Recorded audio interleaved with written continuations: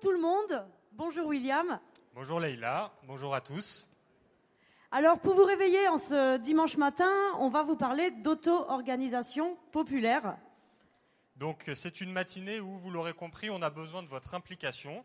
Il va falloir réfléchir, il va falloir discuter entre vous à chaque table, il va même falloir écrire sur une pancarte et la lever bien haut de temps en temps. Et même à la fin, on va avoir besoin de vos talents d'acteur parce qu'on va finir par des petites scénettes. Donc, on vous réexpliquera mieux tout à l'heure, mais en tout cas, dites-vous, il y a besoin de votre participation. Voilà, alors l'auto-organisation, c'est quoi? L'auto-organisation, c'est une méthode militante qui va nous permettre de remplir un des objectifs prioritaires de la France insoumise, à savoir impliquer le plus grand nombre de personnes dans l'action politique. Le plus grand nombre de personnes, y compris et surtout et avant tout, les personnes qui sont le plus éloignées de la politique, c'est-à-dire les catégories populaires, c'est-à-dire toutes celles et tous ceux qui sont dégoûtés par la politique, c'est-à-dire tous ceux qu'on vous voyez jamais dans les manifs, tous ceux qui viennent pas dans les réunions militantes, tous ceux qui pensent que tout ça, ça sert à rien, et tous ceux qui pensent qui vous disent j'ai arrêté de voter parce que ça fait bien longtemps que j'ai arrêté de croire que le vote allait changer quelque chose dans ma vie. Le but de l'auto-organisation et de cette méthode qu'on va vous présenter, c'est de faire que partout sur le territoire, dans toutes les villes, dans chaque quartier, des citoyens et des citoyennes se réunissent, débattent, revendiquent et se mobilisent. L'auto-organisation, c'est donner à tous les habitants, sans exception, les moyens de faire peuple. Alors pour ça, il va falloir être capable de bousculer les habitudes militantes. Il va falloir aller à rebours des manières dont on fait, des manières de faire de la politique, des manières dont on fait de la politique traditionnellement. Et ça tombe bien, parce que notre mouvement, il est neuf, il est jeune, il est pluriel. Jean-Luc Mélenchon dit qu'il est gazeux. Et donc ça, c'est l'opportunité de mettre en place toutes ces nouvelles formes d'action. On remplit déjà un rôle à la France insoumise, c'est le rôle d'opposition à la politique de Macron. On est en train de renforcer un autre rôle qui est le rôle de force alternative, comme on l'a vu ce week-end et hier notamment avec le choix des 3 campagnes nationales que va mettre en place le mouvement. Et alors avec l'auto-organisation, on vous propose de rajouter une corde à notre arc. Nous voulons être utiles au quotidien.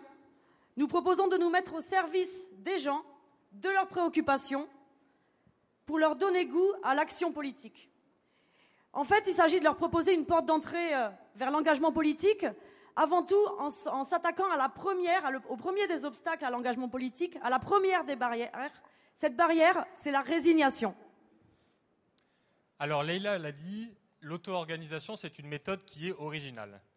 Avec l'auto-organisation, on ne va pas voir les gens pour leur expliquer qu'il faut voter France Insoumise aux élections, même si évidemment, il faudra bien le faire.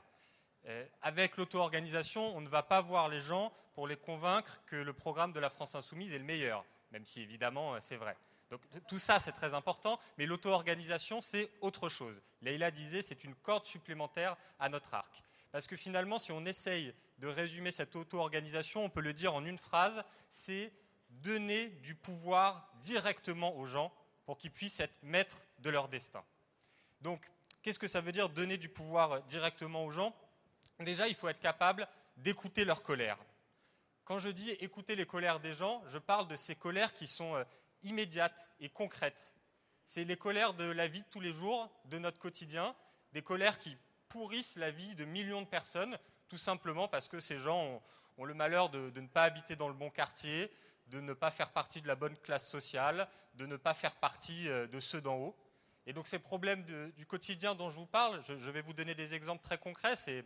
C'est l'ascenseur dans un HLM qui est en panne depuis plusieurs semaines, avec du coup des personnes âgées, des personnes handicapées qui ne peuvent plus se déplacer. Et malgré cette situation scandaleuse qui indigne tout le monde, le bailleur social fait la sourde oreille. On a beau lui envoyer des courriers, on a beau prévenir le gardien, non, il ne se passe rien. C'est comme si tous les gens qui habitaient dans cet immeuble, ils n'existaient pas, ils n'avaient aucun droit. Un autre exemple de colère qui pourrit le quotidien des gens, par exemple, toujours dans un immeuble HLM, une fuite d'eau. Une fuite d'eau qui est là depuis des semaines. Tout le monde sait que le bailleur doit s'en occuper et doit la réparer.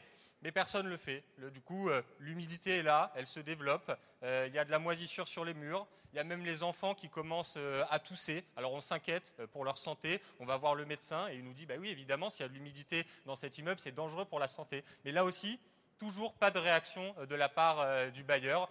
On a beau prévenir, tout le monde fait comme si c'était tolérable qu'on puisse vivre dans la misère. Un dernier exemple de colère, c'est l'insalubrité dans la rue. On le sait, ça arrive parfois dans des quartiers qui sont délaissés par la mairie où le ramassage des ordures n'est pas bien organisé. Il y a des gens dont on explique qu'il faudrait que dans leur quotidien, ils acceptent de slalomer entre les immondices quand ils amènent leurs enfants à l'école ou à la bibliothèque. Tous ces sujets-là, évidemment, pour nous, c'est des indignations qui sont inacceptables, alors même, et c'est important, alors même que la plupart du temps, les partis politiques traditionnels, ils ne s'intéressent pas ou ils ne s'intéressent plus à ces sujets. Et même parfois, quand ils s'y intéressent, c'est dans une démarche clientéliste. C'est pour faire du commerce de la misère. Eh bien, nous, à la France Insoumise, ce qu'on vous propose, c'est de faire les choses très différemment. Ce qu'on vous propose, c'est d'être à la disposition des gens pour écouter les colères, pour respecter leur point de vue et se servir de ça, finalement, pour que, derrière chacune de ces colères, on puisse trouver les insoumis du quotidien. C'est-à-dire les gens qui n'attendent qu'une seule chose, c'est qu'on vienne les aider pour engager une bataille, pour se mobiliser eux-mêmes, pour obtenir une victoire qui change leur quotidien et pour finalement réussir à prendre langue avec la politique, à comprendre que c'est par l'action qu'on arrive à améliorer sa situation. Et d'ailleurs, par l'action, parce que c'est ça la deuxième étape de l'auto-organisation, une fois qu'on a écouté les gens, il faut agir. Par l'action, c'est là où finalement on retrouve ce qui est l'ADN de notre mouvement. C'est par la confrontation, non violente, mais par contre assumée face à tous les décideurs, à tous ceux qui ont du pouvoir, à tous ceux qui régissent notre quotidien. C'est par la conflictualité avec ces décideurs-là que non seulement on arrive à changer la vie des gens, mais qu'en fait, tout simplement, on touche du doigt ce qu'est la démocratie dans la société. C'est par la conflictualité qu'on veut amener les gens à l'action politique. C'est par la conflictualité, dans ce cadre d'auto-organisation, qu'on veut tout simplement amener les gens à rejoindre notre mouvement, à rejoindre la France Insoumise. Merci William. Alors donc si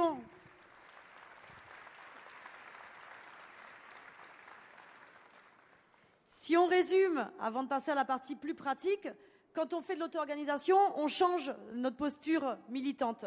Quand vous faites de l'auto-organisation, il faut être en position non pas de décideur, non pas de porte-parole des gens, mais en position d'organisateur. Il faut être en position d'aider les gens, et on l'a vu dans les exemples que William nous a proposés. Il ne s'agit pas de faire à leur place, il s'agit de les accompagner pour qu'eux-mêmes eux-mêmes mettent en place une action et obtiennent la victoire par leurs propres moyens. Alors pour y arriver, on va vous proposer une petite initiation à la méthode Alinsky. Avec William et Manon, on se balade en ce moment un peu dans toute la France pour proposer des initiations à la méthode Alinsky qui s'appelle le Community Organizing. Alors évidemment, là, on a un temps très court, il ne s'agit pas de faire une formation complète, mais on a avec nous Marielle et Johan qui sont des professionnels du Community Organizing et de la méthode Alinsky, qui font partie de l'Institut Alinsky, qui vont vous proposer une formation pratique au porte-à-porte. Donc le porte-à-porte étant la première des étapes de l'auto-organisation, celle qui permet d'aller chercher les colères auprès des gens. Des colères qui ensuite sont transformées en revendications. Donc d'abord, avant ça, on va vous proposer de visionner une vidéo d'une association qui est engagée dans un quartier populaire et qui met en place ces méthodes-là du community organizing. Et vous allez voir comme ça un exemple très concret d'auto-organisation. Donc bonsoir à tous et merci d'avoir fait le déplacement. Donc moi je suis Sandrine Asségué, donc je fais partie de l'Alliance citoyenne depuis peu et je suis également locataire chez Actis. J'habite juste à côté. Donc avant toute chose, il est important de rappeler que Actis, comme beaucoup de bailleurs sociaux, bénéficie d'un budget assez considérable pour gérer tout ce qui est rénovation et mise en norme de son parc immobilier. Donc c'est pourquoi aujourd'hui, nous locataires de Paul Coca ainsi que des environs menons cette action qui concerne la rénovation de nos immeubles dédiés aux problèmes d'isolation, de chauffage, donc le changement des portes, des fenêtres. Je tenais à vous rappeler qu'aujourd'hui, on doit se mettre d'accord sur l'action qu'on va mener ensemble normalement le 9. Et la pétition qui est en train de tourner, pour ceux qui ne peuvent pas venir aux actions, voilà. Donc pour l'action à mener mercredi, on aimerait se retrouver déjà ici à 2h30 pour faire le point et se mettre d'accord. Et ensuite, tous ensemble avec nos grosses couvertures pour signifier qu'on a froid et qu'on a vraiment besoin que ce problème soit traité, aller ensemble avec notre dossier en béton, c'est-à-dire les pétitions et les photos à l'appui. C'est une fierté. Ah oui, se battre. Et nous avons des soins. Ouais, mais moi j'ai le truc. Le chauffage, on n'a pas eu. Non, mais Actis est averti, là? Non, on n'avertit pas Actis. On vient en masse. Allez, on y va, allez.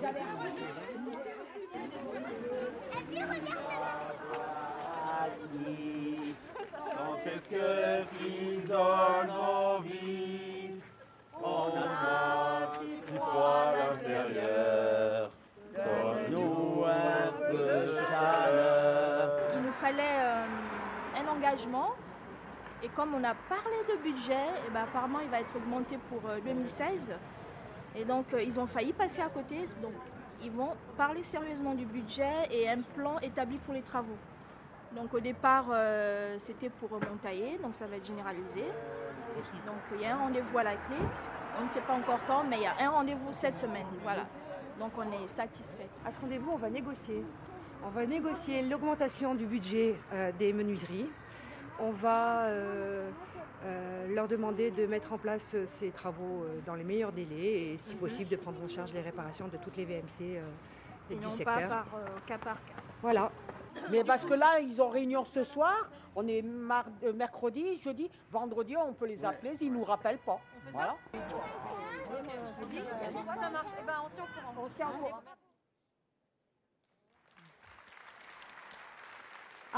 Après cette vidéo, donc, j'invite Marielle et Johan de l'Institut Alinsky à nous rejoindre sur scène. Et je vous laisse la parole. Merci. Bonjour à toutes et à tous. Donc nous, c'est Marielle et Johan. On est tous les deux organisateurs. Et on intervient aujourd'hui au nom de l'Institut Alinsky, qui vise à partager un petit peu l'expérience d'associations de contre-pouvoir qui mettent en application depuis quelques années le community organizing en France. Donc, le postulat de base de la méthode Alinsky, c'est de dire que la révolution, elle commence par aller à la rencontre des personnes qui subissent le plus le système actuel, ceux qui sont le plus victimes des injustices et des différentes formes d'inégalité. Donc, organiser, ça veut dire quoi? Organiser, déjà, dans un premier temps, c'est aller chercher les colères, c'est aller entendre ce que les gens ont à dire. Et puis, un organisateur, c'est un tisseur de colère. Ah bah tiens, Marwa, c'est marrant que tu me parles du problème des places en crèche, parce que justement, il y a 2 jours, j'étais chez Salah, qui habite au 2e, et il me disait exactement la même chose. On pourrait peut-être aller prendre un café tous les 3 pour en discuter un petit peu et voir ce qu'on peut faire. Tisser les colères, transformer un peu ces colères individuelles en revendications collectives. Et puis surtout, comme l'ont dit Leïla et William, surtout, c'est amener les gens à passer à l'action. Donc voilà, nous, un peu notre objectif, c'est d'essaimer un petit peu ces méthodes, de les partager avec des militants que ça intéresse, comme vous, ou avec aussi dans des centres sociaux, auprès de syndicats, auprès d'organisations politiques qui partagent les mêmes valeurs, qui ont cette même ambition de transformation sociale, pour pouvoir permettre aux gens de se politiser et puis surtout de leur redonner du pouvoir. Par exemple, je vais vous raconter l'histoire de Amine Belhabid et de Mireille Mbonga. Mireille, la première fois que je l'ai vue, on était chez elle, et là, elle me racontait ce qui se passait un petit peu dans son quartier. Mais c'est horrible, il y a des ordures de partout dans le quartier. Moi, j'ose même plus inviter des gens. J'ai honte quand il y a des gens qui viennent chez moi, j'ai honte. J'ose même plus inviter des gens à la maison. Quand elle m'a dit ça, on s'est dit, qu'est-ce qu'on peut faire? On a commencé à aller taper aux portes de ses voisins et on s'est rendu compte qu'elle n'était pas la seule à avoir honte. On s'est rendu compte que dans son immeuble, c'était pour tout le monde la même chose. Donc, dans un premier temps, ils ont décidé d'en parler un petit peu entre eux et de se retrouver. Et là, il y a Amine, un voisin du 4e, qui a dit « Tiens, si on écrivait un courrier au directeur du bailleur, M. Riquiero, pour lui demander de faire quelque chose. » Donc, ils décident d'écrire un courrier. Ils envoient le courrier, sauf que quelques semaines plus tard, toujours rien. M. Riquiero n'était même pas venu constater le problème dans le quartier et rien n'avait changé. Donc là, ils se mettent un petit peu en colère, ils repartent frapper aux portes de leurs voisins et ils décident de se retrouver dans un café du quartier. Et là, en discutant un petit peu entre eux, ils se reposent la même question que quelques semaines plus tôt en se disant qu'est-ce qu'on pourrait faire ? Sauf que cette fois-ci, ils sont encore plus en colère et ils décident de passer à l'action. Et qu'est-ce qu'ils ont fait ? Et quelques jours plus tard, Mireille, Amine et une quinzaine de leurs voisins, ils ont ramassé leurs poubelles, ils les ont pris avec eux, et là, ils sont partis chez le bailleur. Ils sont arrivés dans le hall et ils ont avancé jusqu'à devant le bureau de M. Riquiero.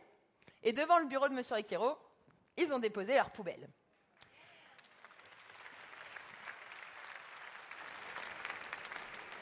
Et là, au moment où ils déposent leurs poubelles, donc il y a Amine qui s'avance et qui dit « Bonjour, M. Riquiero, vous aviez dit que vous viendrez constater le problème des ordures dans le quartier, mais comme vous n'êtes toujours pas venu, on imagine que vous avez un emploi du temps très chargé, donc pour vous faire perdre un peu moins de temps, on s'est dit que ça vous soulagerait si on vous amenait le problème jusqu'à chez vous. » Et là, il fallait voir le bailleur. Il était furieux. « Mais vous n'avez pas le droit, mais pour qui vous vous prenez ? Mais il est hors de question que je discute dans ces conditions, etc. » Et là, il y a Mireille qui s'est avancée calmement, qui lui a dit « Monsieur Riquiero, les poubelles que vous avez là, depuis quelques minutes aujourd'hui dans votre bureau, nous, c'est tous les jours qu'elles nous pourrissent la vie. C'est tous les jours qu'on subit ça quand on sort de chez nous. » Et là, Monsieur Riquiero, il a bien été obligé de les recevoir. Et la semaine suivante, il y avait des équipes du bailleur qui étaient dans les différentes tours en train de réparer les locaux à poubelles et qui avaient augmenté le nombre de passages pour tenir les halls propres. Du coup, voilà, c'est un peu ça, l'idée de la méthode Alinsky. C'est dans un premier temps essayer d'améliorer un petit peu le quotidien des gens dans les quartiers et puis surtout, c'est leur redonner du pouvoir. Parce que finalement, le véritable ennemi, c'est pas M. Riquiero. Le véritable ennemi, c'est pas le bailleur. C'est pas non plus le maire. Le véritable ennemi, c'est ce sentiment d'impuissance et de résignation qui empêche les gens de se révolter.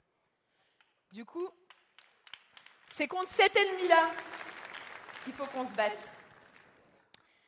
Je me souviens quelques jours plus tard, Mireille, elle m'appelle et elle me dit « C'est quand même fou ce qu'on a réussi à faire à 15. Imagine si on était 200. » Et je lui dis « Et imagine si on était 2000. Et imagine si on était 20 000. » Du coup, voilà, c'est un peu ça la méthode Alinsky. Donc, ce qu'on vous propose, le point de départ de cette méthode de mobilisation massive, comme je l'ai dit tout à l'heure, c'est d'aller à la rencontre des gens, d'aller chercher ces colères.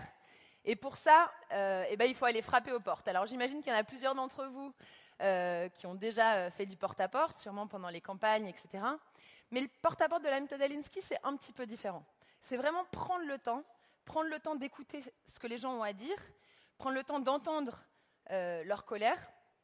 Et aussi souvent que possible, ça va être rentrer chez eux, s'asseoir avec eux, prendre un café, et puis prendre le temps de discuter. Donc là, dans un premier temps, on va peut-être faire un porte-à-porte un peu plus traditionnel, ce que vous avez peut-être l'habitude de faire, ce qu'on a pu constater, nous, auprès de militants politiques. Alors, bien sûr, c'est un peu caricatural. Le but, c'est de travailler ensemble à comment faire évoluer tout ça. Donc, dans un premier temps, simplement observer un petit peu ce qu'on va faire, et puis on vous demandera de réfléchir un petit peu à tout ça après. On y va ?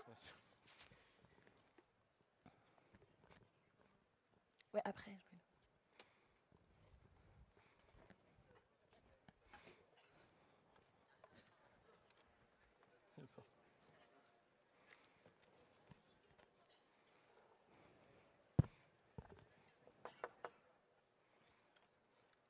Bonjour madame. Oui, bonjour. Je m'appelle Johan, je suis un militant de la France Insoumise. Je viens vous voir parce qu'on organise tous les voisins dans le quartier, parce qu'on a constaté qu'il y avait vraiment énormément de problèmes. Je pense notamment à un problème qui vous concerne au premier chef, c'est les ascenseurs.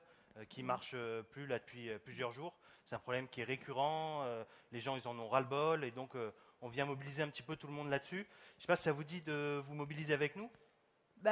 Moi j'habite au premier étage, donc vous savez les ascenseurs, moi je l'utilise, même quand ils marchent, je ne l'utilise pas trop. Hein. Ouais, c'est vrai. Mais il faut penser à vos autres voisins, notamment ceux qui habitent au 4e, 5e. C'est problématique pour eux. Il faut peut-être pouvoir vous mobiliser un peu pour les soutenir. Et puis, ce qu'il faut voir, c'est que c'est un problème qui est beaucoup plus global. C'est-à-dire que nous, ce qu'on défend, c'est des moyens suffisants pour les HLM. Or, aujourd'hui, je ne sais pas si vous avez vu, il y a Macron qui est en train de faire des baisses de budget extrêmement importantes. C'est tout le service public du logement qui est aujourd'hui menacé et il faut vraiment qu'on se mobilise contre cette casse-là, quoi. Oui, après, moi je sais pas trop. Vous qu'est-ce que vous pouvez faire? Parce que moi j'ai voté la France Insoumise, mais bon, je sais pas trop ce qu'on peut faire. Hein. De toute façon, maintenant c'est toujours pareil. Il n'y a rien qui change. Hein. Nous, on a déjà fait plein de choses depuis la rentrée. Sur le quartier, on a mené pas mal d'actions.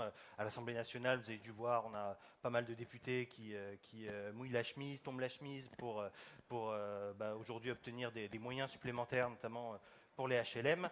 Mais là, on a besoin que les gens dans les quartiers ils se mobilisent, ils se bougent, quoi. On peut pas faire les choses toutes seules.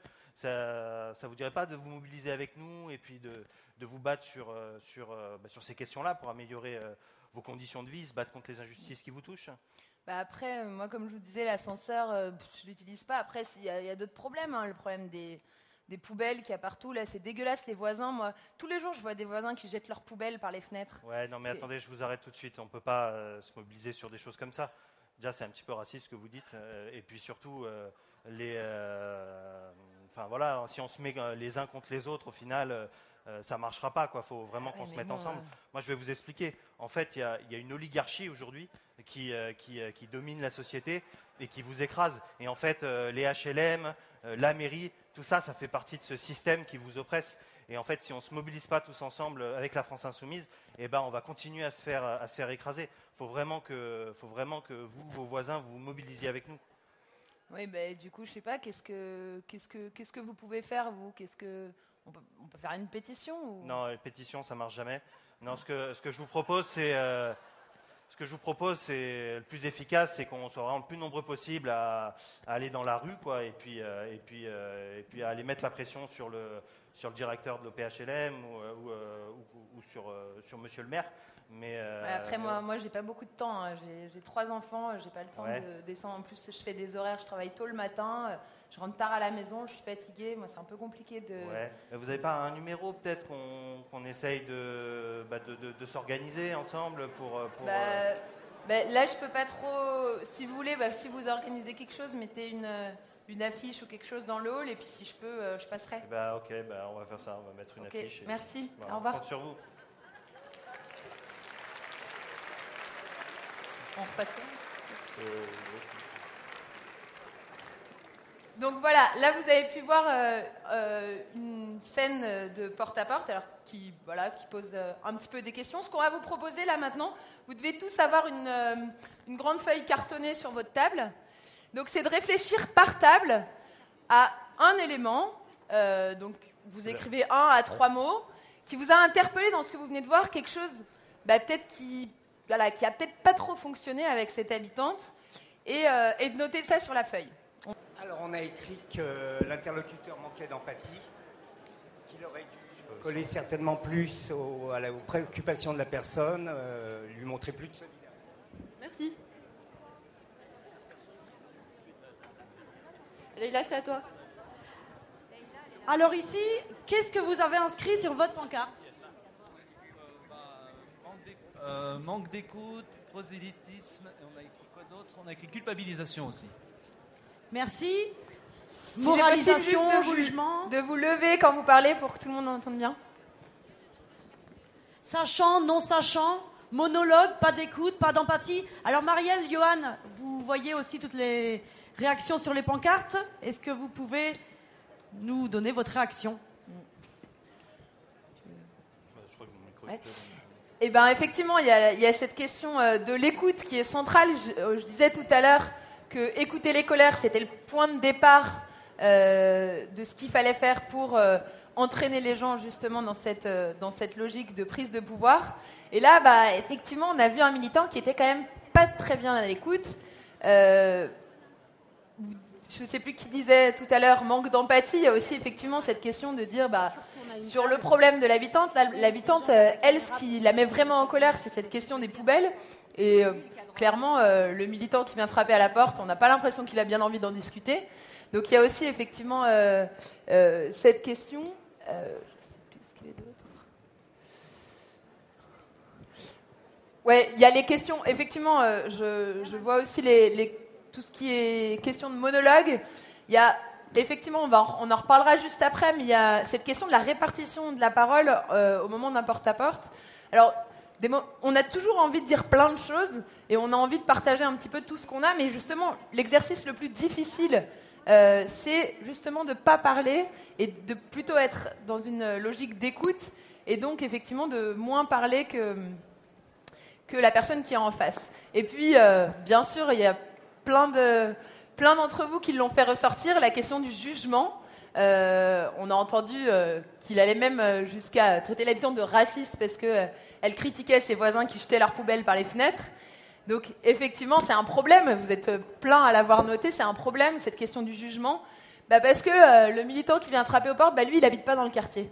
Lui, il n'habite pas dans le quartier et lui, il ne subit pas les poubelles qui sont jetées par les fenêtres tous les jours. Alors, c'est facile de dire qu'on ne peut pas dire que le problème, c'est les voisins. N'empêche que c'est la réalité que les gens vivent quotidiennement. Donc, ce qu'on vous propose maintenant, après ça, on va faire le même exercice et on vous demandera par la suite de faire la même chose sur une deuxième feuille, mais cette fois-ci d'un autre type de porte-à-porte, d'un porte-à-porte qui correspond un petit peu plus à ce qu'on appelle, nous, la méthode Alinsky.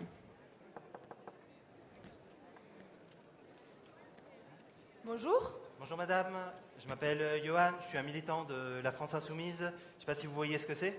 La France... c'est le parti de Mélenchon, là, celui qui gueule tout le temps. Ouais, exactement. C'est vrai qu'il gueule tout le temps, mais c'est parce qu'il est en colère. Il n'y a rien qui vous met en colère, vous ? Des trucs qui nous mettent en colère, si, il y en a ici. Dans le quartier, là, vous pouvez demander à n'importe qui.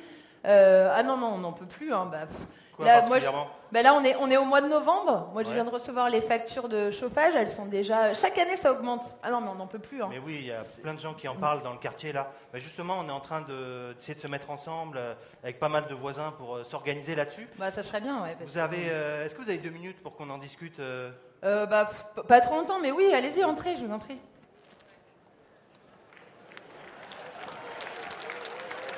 Allez-y, allez-y. C'est chouette chez vous. Merci. C'est vachement aéré. En plus. On l'a refait il y a pas longtemps. Super. Alors vous me parliez de ces problèmes de facture. Il y a d'autres colères comme ça, d'autres choses qui vous mettent en colère dans le quartier Moi, il y a un truc là, hier j'y suis allée parce que là, j'en peux plus. Dites-moi. L'instit de l'école du quartier, elle est en arrêt, en congé maternité là depuis la rentrée. Non. Et depuis la rentrée, elle n'a pas été remplacée. Depuis la rentrée ? Depuis la rentrée. Moi, ma fille, elle a 11 ans. Ça fait depuis la rentrée 3 mois. 3 mois qu'il n'y a pas d'instit. Il n'y a pas d'instit. Comment ils font ? Ils ont mis, là, ce qu'ils ont fait, c'est, ils nous ont dit, si, il y a une instit, donc ils ont mis, ce qu'ils ont fait, ils ont mis 2 classes avec l'autre, et là, ils sont plus de 40 dans la classe. Par classe ? 40. Mais c'est n'importe quoi. Mais 40. Et comment elle s'en sort, votre fille ? Le problème, c'est que l'année dernière, il y avait l'instit qui l'aidait un peu, mais là, depuis la rentrée, ses notes, elles sont en chute libre, et puis moi je peux pas l'aider à la maison.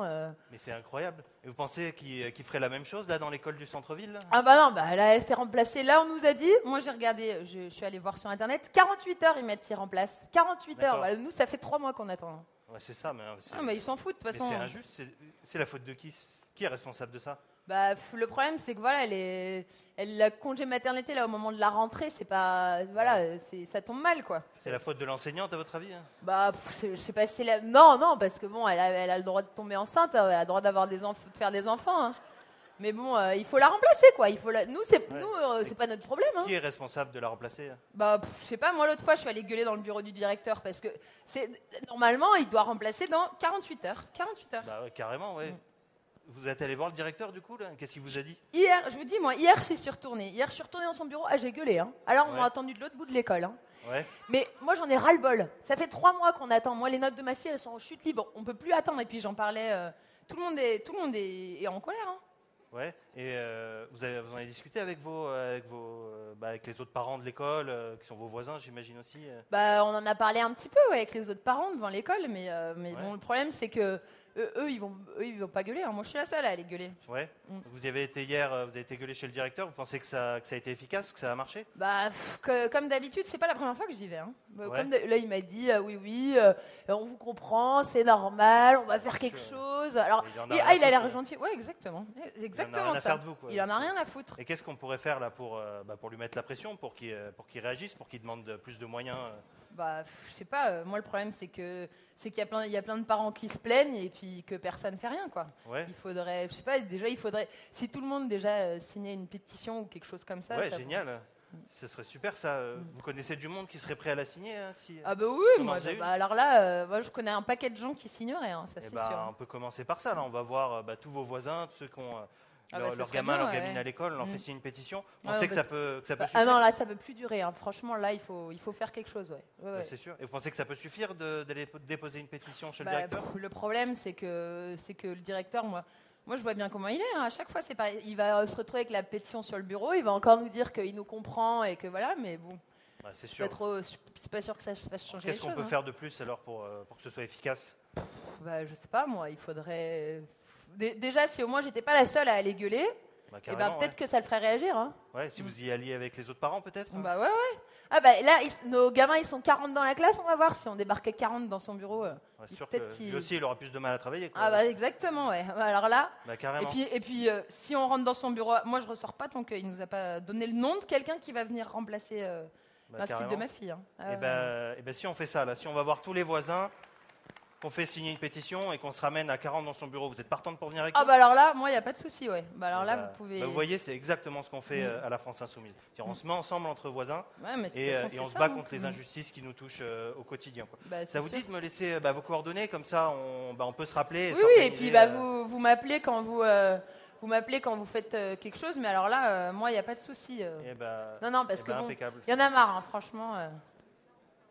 Super. Voilà, je vous ai mis mon nom et mon numéro. Je vous remercie. On se rappelle et on s'organise. Vous voulez voir quelque chose, non? Je vous ai même pas proposé. Ça ira, merci. Non? Bon. Je sors pas. Merci à vous et puis. Au revoir. J'en parlerai un petit peu aux autres là pour voir ce qu'ils en pensent. Au revoir. Au revoir.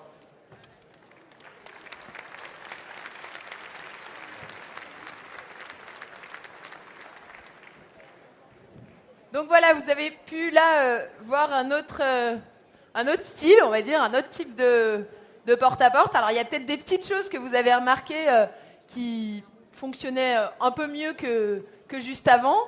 Alors il y a plein de choses, il y a plein de choses à noter de tout ça. Mais peut-être, voilà, encore une fois, on prend 5 minutes par table. Vous avez normalement une deuxième feuille, derrière. Si le feutre n'a pas trop traversé, donc vous retournez votre feuille. Et pareil, 5 minutes à discuter entre vous, de voir un petit peu, les choses que vous dites, ah bah tiens, ça c'était pas mal, ah bah tiens, ça a provoqué telle réaction chez l'habitante, et du coup, c'est un petit quelque chose à garder. Donc tant sur la forme que sur le fond, prenez 5 minutes entre vous, et puis choisissez une chose que vous avez, une ou plusieurs, 2-3 choses que vous avez envie de partager avec les autres, et on fera un petit peu la même chose que juste avant. De ce côté-là, qu'est-ce qu'on a? Dans l'écoute, le questionnement, pas de jugement. Ici, qu'est-ce que vous avez écrit de ce côté-là?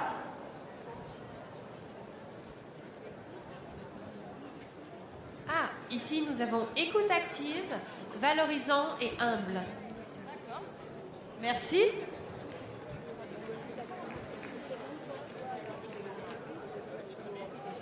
Et alors, maintenant, on est à une dernière table. La question. Qu'est-ce que vous voulez dire par question? On part des questions, on pose des questions. Donc l'idée, c'est qu'on pose des questions à la personne, on essaye de comprendre, et c'est comme ça qu'on arrive à un dialogue, quoi. Merci. Alors, Johan, Marielle, vos réactions, s'il vous plaît. Alors effectivement, il y a un élément qu'on voit écrit sur plusieurs panneaux, donc que vous avez dû discuter à plusieurs tables. C'est effectivement écouter les colères. C'est la première leçon. Alors là, encore une fois, on a, comme le disait tout à l'heure William, on n'a pas l'ambition de faire une formation exhaustive de la méthode Alinsky avec l'heure qui nous est donnée, vous imaginez bien. Mais l'idée, c'est déjà peut-être de tirer 3 grandes leçons de un peu là ce qu'on travaille ensemble aujourd'hui. Et la première grande leçon, c'est écouter les colères. Si vous souhaitez suivre les formations approfondies de 2 jours dont Manon a parlé et qui ont expérimenté, qui ont inauguré les groupes de Caen et Lisieux, on est à votre disposition pour ça. Simplement, les conditions, c'est que vous soyez une dizaine d'insoumis, motivés et prêts à s'engager, à mettre en pratique ces techniques-là, ces façons de faire sur un même quartier. Une dizaine d'insoumis donc, qui va agir sur le même quartier, qui s'engage à y agir pendant plusieurs mois, de façon un petit peu intensive au début, c'est-à-dire qu'on estime à environ 20 heures de porte-à-porte hebdomadaire le volume qui est nécessaire pour, dans la première phase de détection des colères. Attention, je vous vois hausser les sourcils. Évidemment, on ne parle pas de 20 heures hebdomadaires par personne. Hein. Non, non. Ça, les 20 heures hebdomadaires par personne, c'est ce que font des gens comme Marielle ou Johan, que vous avez vu juste avant, et qui sont des organisateurs professionnels Alinsky. Nous, évidemment, parce qu'on est des militants bénévoles, on a tous nos vies, nos boulots, nos familles, etc. Mais en même temps, il faut ce volume hebdomadaire de 20 heures de porte-à-porte. Ce qu'on vous propose, c'est pour ça qu'on vous demande d'être une dizaine sur un même quartier, parce que chez l'Institut Alinsky, c'est une seule personne sur un seul quartier. Donc une dizaine. Et comme ça, à 10, vous faites chacun 2 heures de porte-à-porte par semaine au début, ce qui nous fait ce volume de 20 heures de porte-à-porte. Donc voilà, donc une dizaine, si vous êtes motivés. Évidemment, comme vous l'avez vu, l'idée, c'est de ne pas faire du porte-à-porte pour aller parler du programme, ne pas faire du porte-à-porte pour essayer de convaincre les gens de voter Mélenchon, et ça tombe bien parce qu'il n'y a pas d'élection en ce moment, mais de faire tout ce qu'on a vu juste avant dans la formation pratique. Et dans tous les cas, si que vous suiviez ou non les 2 jours de formation et l'application un peu rigoureuse de la méthode, on est à votre disposition pour vous encourager à, au quotidien, mettre en pratique ces façons de faire. Alors encore une fois, cette démarche, c'est complètement innovant de la mettre en pratique dans le cadre d'un mouvement politique. Les mouvements politiques, les partis politiques ne fonctionnent pas de cette manière. Cette démarche, elle est complémentaire, mais attention, elle ne s'oppose pas à ce qu'on fait déjà. Hein. Il faut bien être clair, elle ne s'oppose pas à ce qu'on fait déjà. Ça n'annule pas le travail plus classique de diffusion de nos programmes, nos idées, distribution de tracts, le travail de conviction, d'éducation populaire, de relais du super travail de nos parlementaires. Ça n'annule bien évidemment pas ça. C'est complémentaire, mais c'est à part. C'est pour ça qu'on vous propose aujourd'hui de créer un nouveau type de groupe d'action. Pour celles et ceux qui veulent s'engager dans l'auto-organisation, on vous propose de créer des groupes d'action dédiés à l'auto-organisation. Des groupes d'action auto-organisation. Dans ces groupes d'action-là, donc vous n'irez pas distribuer des tracts, mais vous mettrez en pratique ces méthodes-là. Vous irez à la rencontre des gens pour aller chercher leur colère, pour aller chercher leur panne d'ascenseur, le non-remplacement des instituts, tous les exemples qu'on a vus juste avant. Et le but étant d'aider les gens à transformer ces colères en revendications, les revendications en actions et les actions en victoires. Parce que, bon, de petites victoires en petites victoires, alors des petites victoires de rien du tout, hein, diront certains, c'est vrai que là, on n'est pas dans la victoire d'obtenir la 6e République ou la révolution citoyenne. Certains trouveront que c'est pas politique, c'est pas terre à terre. Mais nous, on fait le pari que de cette manière, il y a des tas de gens qui n'auraient jamais franchi les portes de l'engagement politique. Il y aura des tas de gens qui, de cette manière-là, prendront confiance en leur pouvoir d'agir sur le réel. Ils prendront confiance en leur capacité collective à se confronter aux puissants. Et une fois que la barrière de la résignation elle sera cassée dans leur tête, ils prendront le goût du changement et ils viendront à nous pour le grand combat qui nous attend. Et là, enfin, ils participeront à au combat de la révolution, pour la révolution citoyenne. Mais avant tout, donnons confiance aux gens, redonnons confiance aux gens, redonnons leur confiance en leur pouvoir d'agir et cassons la résignation qu'il y a dans la tête de tout le monde.